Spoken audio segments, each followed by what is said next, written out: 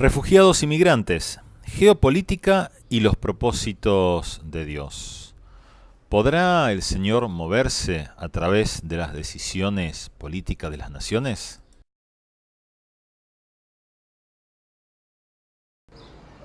Volvemos a encontrarnos nuevamente con nuestro programa de la Casa Misionera Rosario.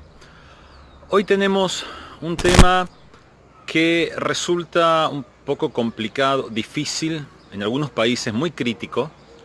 En otros países de Latinoamérica también, quizás no con toda la dimensión que tiene, por ejemplo, en Europa, que es el tema de la inmigración. Hace días, muy pocos días, se acaba de firmar un pacto migratorio global de la ONU que suscribieron más de 150 países. Por supuesto, grandes naciones no lo suscribieron. Y ha sido muy criticado, es muy criticado por su contenido. Vamos a empezar viendo un breve video de la ONU, un video institucional, que presenta el tema de las migraciones, de los refugiados.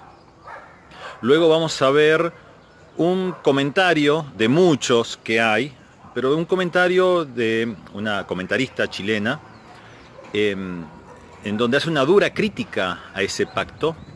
Y luego vamos a reflexionar desde el punto de vista del reino de Dios. Bien, acá tenemos un hecho global, de geopolítica, si se quiere. ¿Qué tiene que ver esto con el reino?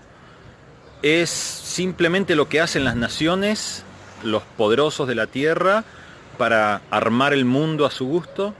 ¿Dios está por detrás de todo esto? ¿La iglesia tiene algún rol aquí? ¿Puede hacer algo? ¿Puede ser que en realidad Dios esté de alguna manera permitiendo, motorizando este pacto para cumplir sus propósitos? Bueno, vamos a empezar viendo entonces un documental de la ONU, después un comentario muy crítico sobre este pacto y después vamos a ir a ver lo que dice la palabra de Dios.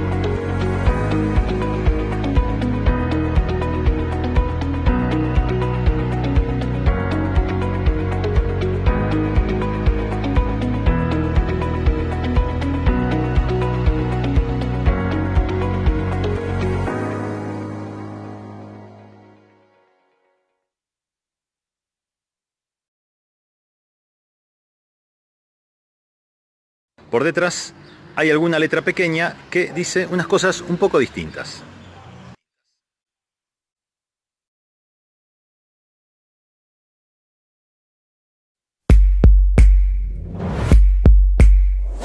Lo que voy a decir es serio. Me refiero al pacto migratorio que propone la ONU, ese campo de refugiados que alberga a todas las personas de izquierda que no son capaces de sostenerse a sí mismas, empezando por la alta comisionada de derechos humanos. Me refiero a un pacto respecto del cual Chile no se ha pronunciado y que Estados Unidos, Austria y varios países de Europa se han negado a firmar. Y atención, que se firma la semana que viene. ¿Qué tipo de cosas dice el pacto? Oigan bien, primero, que criticar la inmigración ilegal será un delito, o sea, serán penalizadas expresiones en contra de la inmigración. Incluso se prohibirá que los medios de comunicación muestren imágenes de migrantes que transmitan una sensación negativa, porque el objetivo es moldear la percepción, literalmente. En otras palabras, usted no podrá decir nada en contra de la inmigración, porque si lo hace estará violando un tratado internacional. Segundo punto. El país se compromete a capacitar a los migrantes para que denuncien cualquier tipo de ofensa que sufran y conozcan todos los mecanismos para que el Estado los indemnice si eso pasa. O sea, antes de que un migrante entre al país, ya se le estará diciendo que es una víctima y que Chile es un lugar excelente para sacar plata de esa condición. Tercer punto. La migración será reconocida como derecho humano. Y como los derechos humanos no se respetan con condiciones, entonces dará lo mismo quién sea, cuántos sean, cómo sean o a qué vienen. Es su derecho llegar. Más todavía, es su derecho decidir dónde quieren ir. Si es insólito esto. Cuarto, no habrá distinción entre migrante legal e ilegal o entre migrante y refugiado. Entonces, si una persona llega por la buena o por la mala, da exactamente lo mismo. Quinto, habrá nuevas causales para acoger refugiados, por ejemplo, factores climáticos. Insólito. Sexto, el país se comprometerá a facilitar la reunificación familiar. Entonces, esto es súper bonito, que las familias estén unidas, pero eso no es razón suficiente para que los chilenos adquiramos la obligación de sostener económicamente la llegada de una familia completa. A los migrantes, además, podrán reconocérseles calificaciones no adquiridas formalmente, algo así como títulos obtenidos por secretaría. O sea, si usted es mecánico porque estudió, otro podrá hacerlo porque es migrante nomás. Y por supuesto, tendrán toda clase de asistencia social, incorporación al sistema de salud, acceso a la educación escolar superior, etcétera. O sea, si viene alguien enfermo de SIDA, por ejemplo, el Estado deberá hacerse cargo y eso es plata. O si llega un hombre de 65 años, habrá que incluirlo en el sistema de pensiones. También cuesta plata. Y acá no se trata de ser mala onda, sino de entender lo que entiende cualquier persona si se trata de su familia. Las cosas no son gratis y uno no se puede comprometer a lo imposible o al infinito y más allá. En todo caso, y esto hay que decirlo, esto a mí no me va a afectar en absoluto, tampoco a los promotores de esta buena onda, de esta cosa como feliz, ideal, paradisíaca. ¿A quiénes va a afectar? A los más pobres. El pacto apunta a socavar la moral del país. Los chilenos van a empezar a sentir animadversión contra los extranjeros porque se sentirán injustamente perjudicados y eso va a generar conflictos. Y los extranjeros van a tender a creer que tienen derechos sin obligaciones y de cierta forma van a perder autonomía y dignidad, que es lo que pasa con cualquier persona que es tratada como una víctima. Porque esa es la verdad, victimizar es debilitar. ¿Para qué? Para después tomar el control de esos grupos victimizados. La mayoría de las personas creemos que la inmigración de los mapuches, por ejemplo, que llegaron de Asia, de los alemanes, de los croatas, de los palestinos, en fin, es un fenómeno social ventajoso. Más todavía, Chile es un país de migrantes, porque autóctonos no hay. ¿Por qué entonces habría que limitarla? En Estados Unidos, de hecho, la inmigración era antes del año 1914 completamente libre. Entonces, ¿qué pasó después? ¿Qué pasa ahora en Chile? Que los mismos chilenos son tan críticos con lo que nos permitió tener el país que tenemos. Pasó que se hicieron malas leyes. Pasó que la política transformó en malo y en problemático un fenómeno que era bueno. Pasó que las políticas públicas transformaron la libertad de llegar a un país a trabajar en libertad para llegar a recibir ayuda social. Y conste que yo soy partidaria de la inmigración, siempre y cuando las personas que entren estén obligadas a trabajar y, por supuesto, no tengan más garantías que los chilenos y menos las tengan si es que no están produciendo. Porque eso, además de inconstitucional, será necesariamente fuente de caos. O alguna persona sensata aceptaría que es un derecho de otros llegar a su casa, vivir ahí y hacerlo sin obligarse en absoluto a contribuir. Entonces, si algunos piensan así, que hagan un plan piloto en sus casas, que lleven allegados y en lugar de ponerles condiciones, les hagan una lectura infinita de todos sus derechos, a ver qué pasa. O que lo intenten con sus propios hijos, antes de experimentar con el país entero. Porque lo que no funciona en lo micro, tampoco funciona en lo macro. Esto es grave. Chile no puede seguir cediendo soberanía, que de eso se trata el pacto. Por eso les pido que cada uno asuma la responsabilidad de compartir este comentario con el mayor número de personas posible, porque es la única forma de hacerle saber al gobierno lo que pensamos.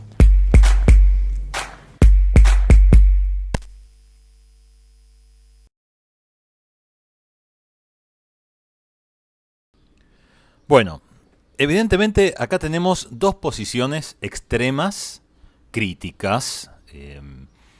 La posición de la comentarista hace análisis para Chile que en mayor o menor medida pueden aplicarse a muchos de nuestros países. Por supuesto, no vamos a entrar acá en las orientaciones políticas de cada uno. Creo que ya podemos entender las visiones de cada uno, por qué se dice una cosa u otra.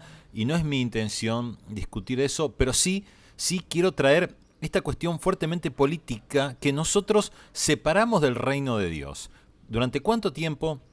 Siglos, hemos tenido una visión del reino de Dios totalmente fuera de la política, sin entender que Dios utiliza la política y que Dios está por encima de eso. Ahora, esta inmigración, bueno, vale la pena aclarar una cosa. Firmar un pacto en la ONU puede ser un lindo papel que en la práctica poco signifique, o a veces puede llegar a desarrollarse. Del dicho al hecho hay mucho trecho. Pero nos está mostrando dos caras de una moneda. Dos situaciones que están ocurriendo. Peligros y oportunidades. ¿Cómo hacerlo? ¿Cómo conducir esta inmigración a nivel nacional? Bueno, ese es todo un tema, no vamos a hablar de eso aquí, pero vamos a enfocarnos en el reino de Dios. El corazón de Dios es un corazón misionero. Dios ama a las misiones. Dios ha enviado a su Hijo por nosotros. Del cielo bajó, Él vivió, murió, resucitó, y allí en Hechos, capítulo 1, capítulo 2, tenemos el inicio de la iglesia. Ahora bien, veamos cómo inicia la iglesia. Dice Hechos 2, 1 al 5. Cuando llegó el día de Pentecostés, todos ellos estaban juntos y en el mismo lugar.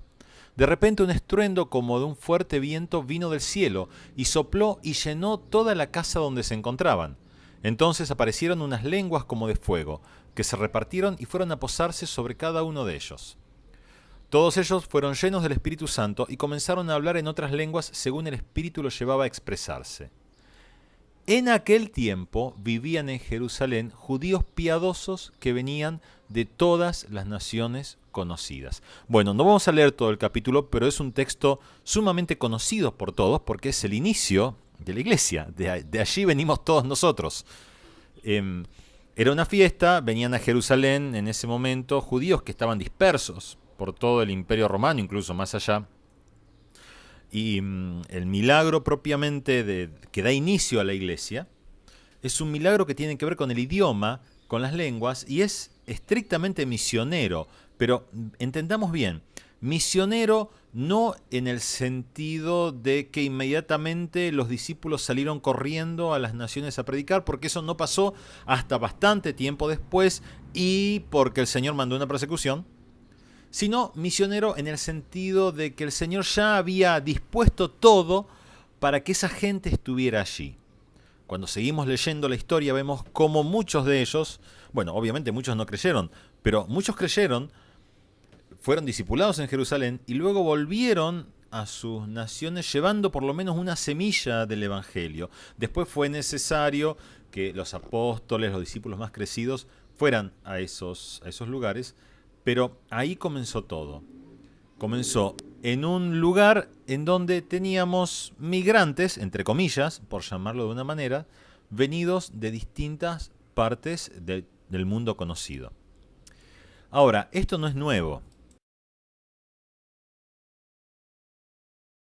Un evento muy importante en el Antiguo Testamento, que es el establecimiento del templo. De alguna manera, la vida de Israel, de Salomón en adelante, giró en torno al templo incluso hasta el día de hoy podemos ver cómo los judíos ortodoxos están reconstruyendo ceremonias, altares, ritos. A partir del momento de la construcción del templo ha sido el centro de la vida nacional. Salomón dedica el templo y en esa larga oración que hace, él menciona algo muy importante. Si los extranjeros, los que no pertenecen a tu pueblo Israel, saben de tu nombre y vienen a conocerte, pues muchos sabrán de tu grandeza y de tu gran poder, y llegan a invocar tu nombre en este templo, escúchalos desde los cielos, desde el lugar donde habitas, y trátalos según el motivo por el que te invocan, para que todos los pueblos de la tierra te conozcan y te honren, como lo hace tu pueblo Israel, y reconozcan que tú escuchas las oraciones que se hacen en este templo que construí para ti. Salomón, al construir el templo, con la revelación que tenían en ese momento, ¿no? Por supuesto, no es la revelación del nuevo pacto. Él está reconociendo que muchos pueblos vendrían porque oirían de lo que Dios estaba haciendo en Israel. Dios pensaba bendecir a Israel y lo bendijo para que otros vinieran, vieran, creyeran. Entonces, de alguna manera, el hecho de que venga la gente de otras naciones no es algo que se le ha escapado a Dios para nada. Bueno, es más, cuando leemos la ley mosaica, nos encontramos con reglamentaciones muy estrictas respecto de los refugiados, de los esclavos fugitivos, de los extranjeros. Dios puso mucho cuidado en protegerlos a ellos. Podríamos hablar, por ejemplo, de Naamán, que tenía una esclava hebrea, gracias a la cual se enteró que había un profeta que podía sanarlo.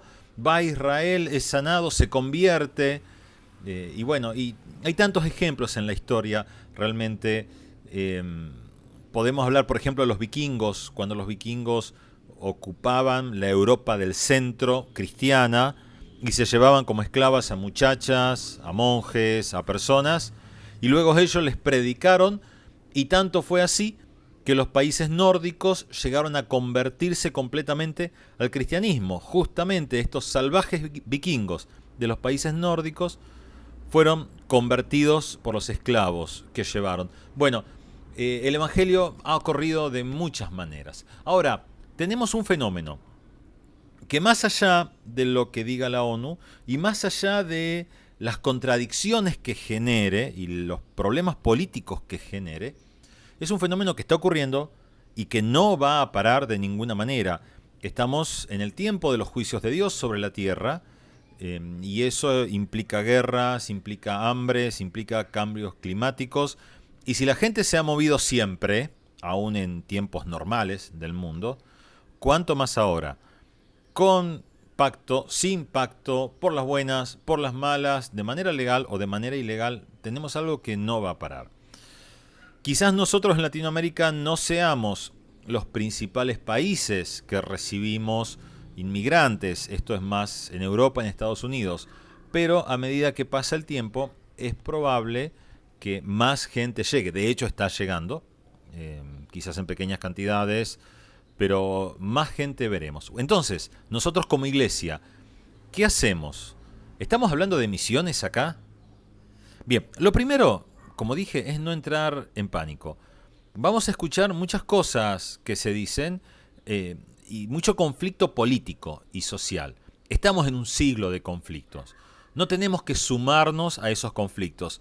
Sí es importante escucharlos, saber qué se dice, qué pasa, por qué. Hay realidades que tenemos que saber, pero Dios está por encima de todo eso. Cuando no hay solución, cuando política, económica, socialmente no hay solución, Dios tiene la solución. Y nosotros como sus representantes podemos y debemos llevar esa solución a la sociedad, al mundo. Podemos y debemos, tenemos que hacerlo. Quizá en estos últimos tiempos hemos descubierto el poder que Dios nos ha dado, algo que la iglesia no ha puesto en práctica, pero ahora es necesario que lo pongamos en práctica. Entonces, ¿qué mejor testimonio para la sociedad cuando se enfrenta con este choque cultural, transcultural, que llevar la solución de la palabra de Dios. Ahora, intercesión y guerra espiritual. Los migrantes, los refugiados, traen sus propias fortalezas espirituales, sus creencias, sus religiones, sus pecados y a veces malas intenciones. No negamos que hay terroristas infiltrados en ellos, no negamos que hay gente con malas intenciones, los hubo siempre y también los hay ahora. Entonces, no debemos verlo como algo tan sencillo y tan fácil.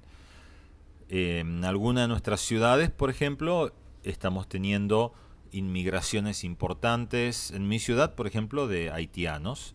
Y ellos traen su vudú, traen sus prácticas. Esas son fortalezas espirituales que se establecen. Bueno, debemos orar por eso también.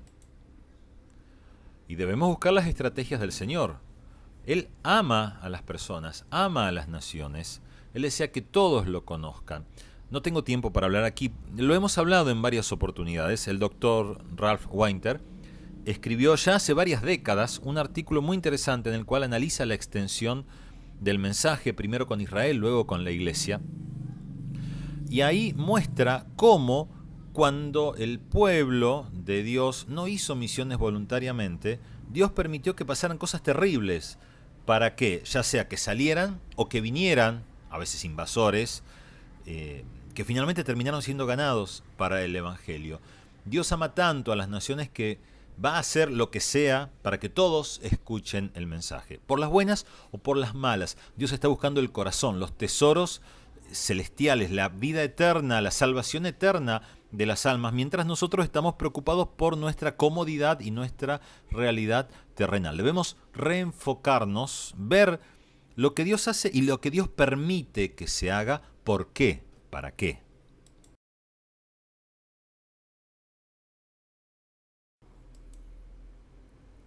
Como iglesia, acercarnos a la gente de otra cultura que viene a nuestro país implica dones misioneros. En algún momento hemos hablado del don misionero. Es un don espiritual, no todo el mundo lo tiene, de hecho son pocas personas que lo tienen. La mayoría de la iglesia no tiene el don misionero. Sí, por supuesto, puede participar de muchas formas en misiones, y todos son necesarios, pero propiamente acercarse a otra cultura no es para todos. Entonces, aunque sea aquí, en la otra cuadra, cruzando la calle, en el centro de la ciudad, necesitamos dones misioneros capaces de acercarse, contactar a esa gente de otra cultura, y necesitamos algún tipo de estructura misionera, nuestra propia estructura de iglesia, nuestras formas, lo que hacemos probablemente no funcione. Quizás puede funcionar cuando hablamos de culturas parecidas, podemos estar hablando de los países vecinos. Bueno, si estamos en Argentina, hablamos de Chile, de Uruguay, de Paraguay, de Bolivia, y compartimos un idioma en común, compartimos muchas cosas en común. Entonces es fácil acercarse a nuestras estructuras. Pero cuando hablamos de gente que está más lejos, ya no es tan sencillo. Necesitamos generar esas estructuras. Es necesario también capacitarse y aprender la cultura y el idioma de la otra persona. Si bien la otra persona va a intentar aprender nuestro idioma, en la práctica suelen ser las segundas generaciones las que manejan bien el idioma. Las primeras generaciones es difícil, excepto alguna persona que sea especialmente culta o le interesen los idiomas, pero en general la primera generación que viene, en general, nunca termina de aprender bien el idioma. Y aunque lo aprenda, de hecho no es su idioma, no es el idioma de su corazón. Entonces, aunque lo sepa hablar, hablarle en su propio idioma permite un contacto alimentado por la nostalgia de su patria, por más que hubiera guerra, por más que hubiera hambre, conflictos, es su patria.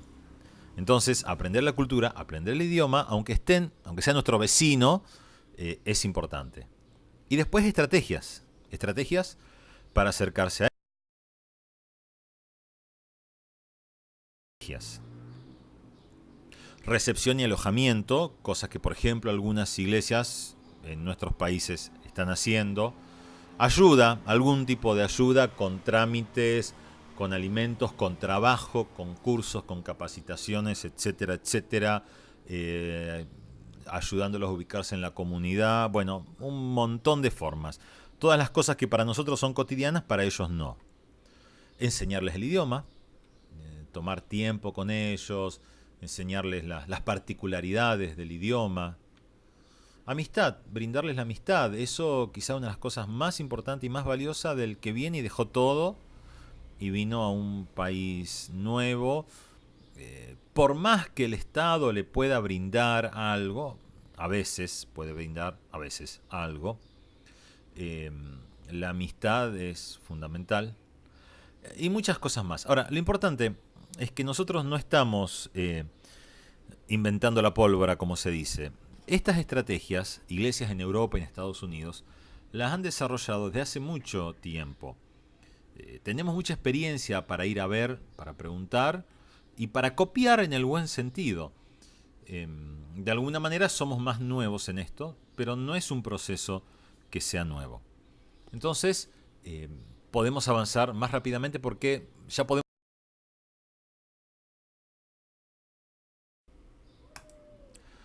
Evangelismo transcultural en el propio país. Bueno, estuvimos hablando, tenemos otra cultura. En realidad se habla de una tercera cultura porque hay un mix, una mezcla entre la cultura del país a donde vienen y la cultura que ellos traen. Pero requiere formas propias para llegar con el Evangelio.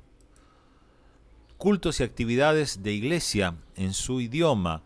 Esto se hace en algunos lugares. Normalmente las ciudades más cosmopolitas, más grandes, suelen tener esto. Quizás en ciudades un poco más pequeñas no sea tan común, pero a la medida que la inmigración aumenta y que tenemos nuevas comunidades en todo el país, en todos nuestros países, se va haciendo más necesario. Literatura y discipulado en su idioma. Y la última parte del proceso, no para todos, pero sí para algunos, la capacitación y envío. Algunos de ellos, cuando cambien las condiciones en sus países, o no, a veces no, cambia la realidad, se da la oportunidad, pueden sentir el llamado a volver a sus propios países y ser misioneros allí. Eso ha pasado, pasa. Pueden incluso ser misioneros a los nuevos de su propia cultura que vienen llegando. Ahora, esta es la estrategia. Repito, no estamos transitando un camino que no se haya recorrido antes. Será nuevo para algunas de nuestras iglesias, quizás en nuestros países, historias que no estábamos tan acostumbrados, que ahora vemos y que vamos a ver mucho más en los tiempos que vienen. Historias que serán conflictivas en lo social, pero creo que si la iglesia puede tomar la posta y fuertemente una estrategia del Señor, tomar la delantera, no quedarse rezagada a la cola de los problemas, esto puede ser transformado para la gloria del Señor y realmente puede ser una oportunidad para hacer misiones sin salir de nuestra casa. Quizás, para decirlo así, con poca plata, sin tener que afrontar costos de envío y sostener misioneros, creo que se podrá hacer una gran obra. No es sencillo, no es fácil, requiere destinar recursos y que dejemos de preocuparnos en algunas cuestiones propias de iglesia y de nuestras construcciones y nuestras cosas, pero esto está en el centro del corazón de Dios. Así que oremos al Señor, estemos atentos y aprovechemos estas oportunidades que el Señor nos trae, oportunidades que no tenemos que salir a buscar, que Dios nos está trayendo aquí y ahora para hacer una obra mundial. Que el Señor los bendiga y nos volvemos a encontrar en nuestro próximo programa.